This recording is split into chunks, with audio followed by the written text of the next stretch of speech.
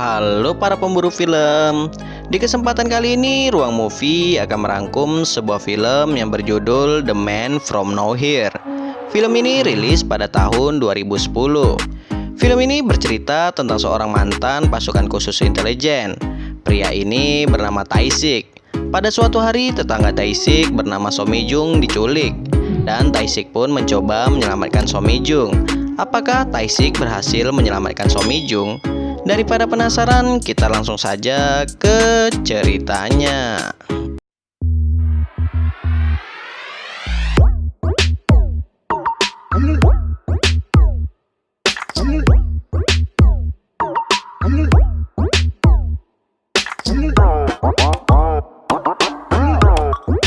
Di awal film kita akan diperlihatkan sekelompok polisi yang akan menangkap seorang penjahat, yang mana penjahat ini akan bertransaksi jual beli narkoboy.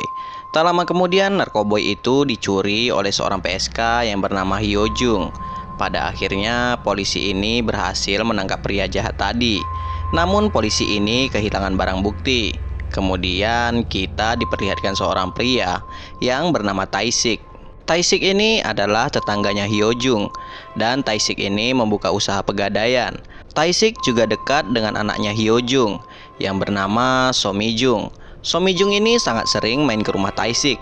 Tae-sik ini adalah pria pendiam. Bahkan Tae-sik hanya mau berbicara dengan So Mi-jung.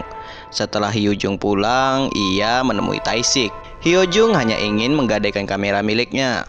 Keesokan harinya, si pria jahat itu akhirnya dilepaskan polisi karena polisi tak memiliki barang bukti yang kuat. Namun polisi ini berjanji akan terus mengawasi si pria jahat ini.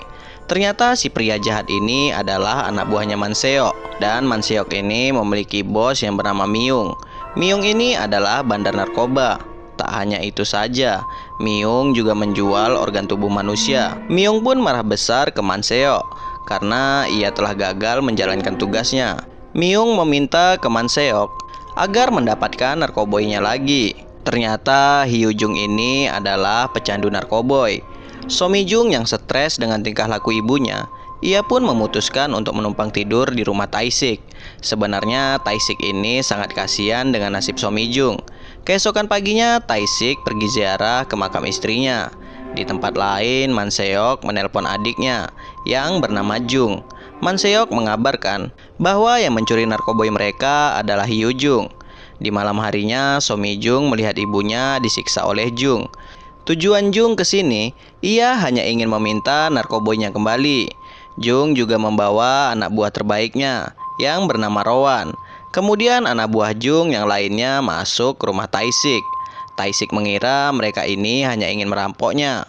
Dengan mudah Tae-sik dapat melumpuhkan si pria besar ini.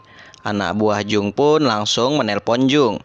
Jung pun langsung memerintahkan Rowan untuk masuk ke rumah Tae-sik. Lalu Rowan memberikan HP-nya ke Tae-sik. Tae-sik pun langsung mengancam Jung. Jika mereka tak pergi, maka ia akan memanggil polisi. Jung pun mengatakan bahwa ia datang hanya untuk mengambil tas kamera yang digadaikan Hyo Jung kemarin. Awalnya Tae-sik tak mau memberikan tas itu. Dengan licik, Jung pun langsung mengancam Tae-sik. Jika Tae-sik tak memberikan tas itu, maka ia akan membunuh So Mi-jung dan Hyo Jung. Dengan terpaksa, Tae-sik pun langsung memberikan tas itu. Ternyata dalam tas itu terdapat narkoboy milik Man Seok. Setelah itu, Rowan meninggalkan HP-nya. Kemudian Tae-sik pun langsung mengejar Jung. Namun Tae-sik gagal. Di perjalanan, Jung marah ke anak buahnya karena tak bisa mengalahkan Tae-sik. Anak buah Jung pun mengatakan bahwa Tae-sik itu sangat cepat dan kuat. Mendengar hal itu, Jung pun memiliki ide untuk memanfaatkan Tae-sik. Keesokan harinya, Jung menelpon Tae-sik. Ia menyuruh Tae-sik untuk mengantarkan narkoboy ke rumah Myung. Jika Tae-sik tak melakukannya, maka Jung akan membunuh So Mi-jung. Akhirnya Tae-sik pun melakukan tugas yang diberikan Jung. Sementara itu, Jung dan Man Seok mengintai Tae-sik dari kejauhan. Untuk langkah awal, Tae-sik disuruh dulu untuk mengambil narkoboy di sebuah loker. Lalu mereka menyuruh Tae-sik untuk membuang HP-nya. Tae-sik pun bertanya, kapan Jung akan melepaskan So Mi-jung dan Hyo Jung. Jung pun menjawab, besok datanglah ke kafe pinggir jalan jam 9 pagi. Lalu Tae-sik pun menuju ke rumah Myung. Liciknya, Jung langsung menelpon polisi. Jung mengatakan bahwa Myung akan bertransaksi jual beli narkoboy di rumahnya. Polisi pun langsung menuju ke rumah Myung.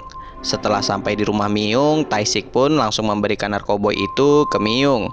Myung pun kaget. Tak lama kemudian Man-seo menelpon Myung. Dan Man-seo mengatakan bahwa polisi segera datang ke rumahnya. Myung pun sakit hati ke Man-seo karena ia sudah dijebak oleh Man-seo. Myung pun langsung memukul Tae-sik. Kemudian Tae-sik pun mencoba menghentikan Myung. Namun sayangnya Myung berhasil kabur. Sedangkan Tae-sik tanpa sengaja menemukan jasad Hyo-jung di dalam mobil. Parahnya, organ tubuh Hyo-jung sudah diambil oleh Jung. Di kantor polisi, Tae-sik tak bicara sepatah kata pun. Sedangkan polisi mencari tahu siapa sebenarnya Tae-sik ini. Saat ada kesempatan, Tae-sik pun berhasil kabur dari kantor polisi. Sementara itu, di tempat lain, So Mi-jung dikirim ke suatu tempat. Di sana terdapat anak-anak malang yang senasib dengan So Mi-jung. Sedangkan Tae-sik mencari HP-nya yang dibuangnya tadi. Di kantor polisi, detektif ini heran melihat hasil CCTV pelarian Tae-sik.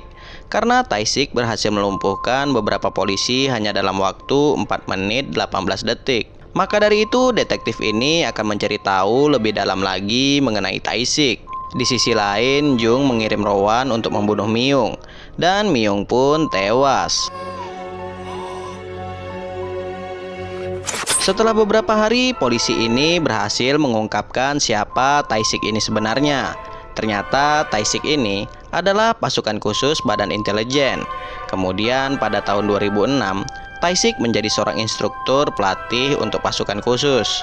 Tae-sik juga banyak mendapatkan medali. Tae-sik juga memiliki keahlian khusus, yaitu penyerbuan, amunisi, membunuh, dan juga menculik.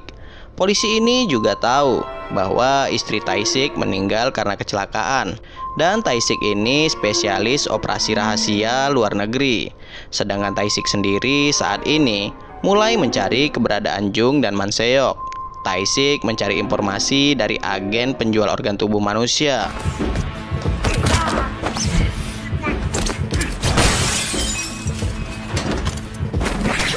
Setelah berhasil mendapatkan alamat Jung, Tae-sik pun langsung menuju ke tempat Jung berada. Di klub itu, Tae-sik berhasil membunuh beberapa anak buahnya Jung.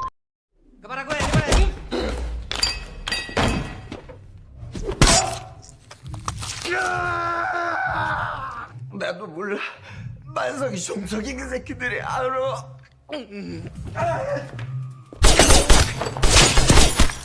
Namun Jung dan Man-seo berhasil kabur. Karena terluka parah, Tae-sik pun menemui teman lamanya. Dan teman Tae-sik ini pun mengobati luka Tae-sik.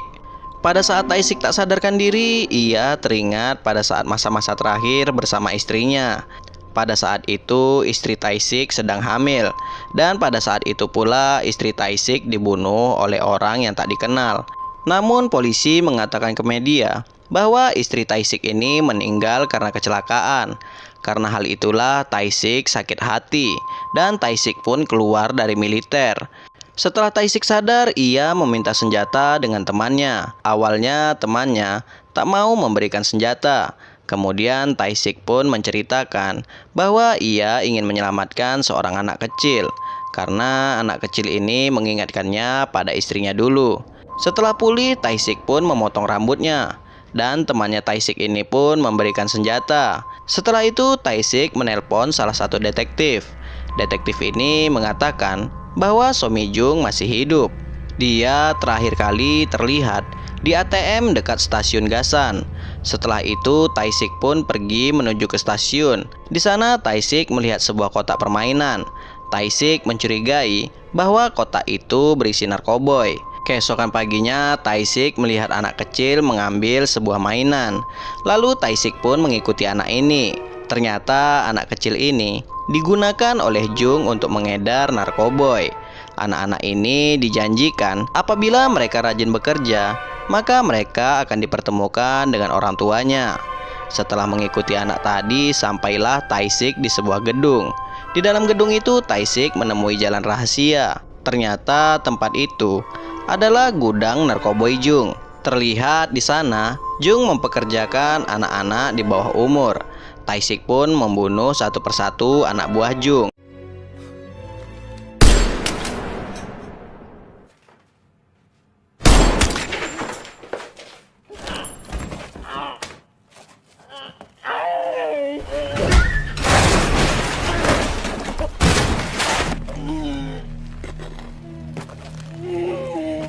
Sebelum membunuh Jung, Tae-sik menelpon Man Se-hyuk.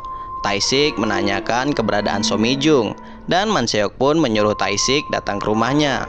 Namun Tae-sik tetap saja membunuh Jung dan membakar gudang narkoboy milik Jung.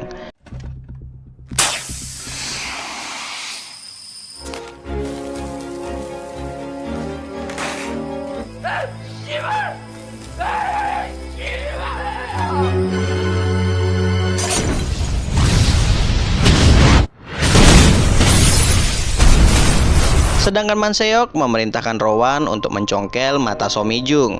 Di mobil ambulan ada seorang jagal yang akan mencongkel mata So Mi-jung. Di mobil ambulan itu ada Rowan juga. Akhirnya Tae-sik pun sampai ke rumah Man Se-hyuk. Sesampainya di sana, Man Se-hyuk pun langsung melemparkan sepasang mata. Tae-sik pun tampak kesal. Tanpa basa-basi, Tae-sik pun langsung membunuh semua anak buah Man Se-hyuk, termasuk Rowan.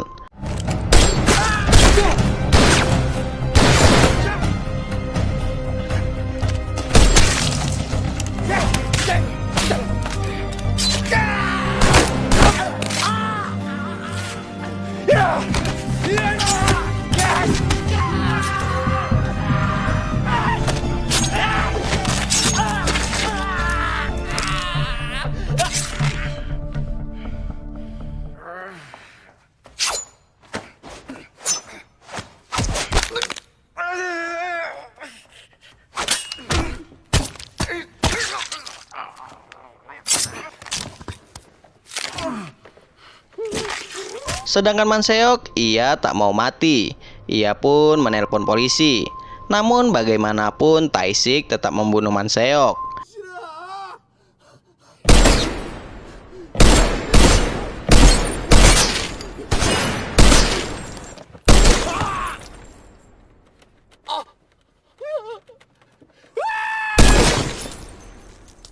Setelah itu, Tae-sik pun berencana akan bunuh diri. Tiba-tiba saja muncullah So Mi-jung.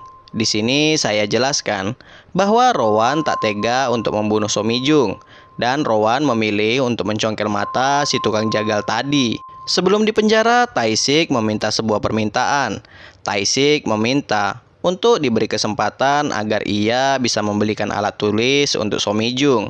Dan cerita pun selesai. Sekian untuk video kali ini. Jika terdapat banyak kesalahan, saya minta maaf. Sampai jumpa di video Ruang Movie selanjutnya. Bye-bye.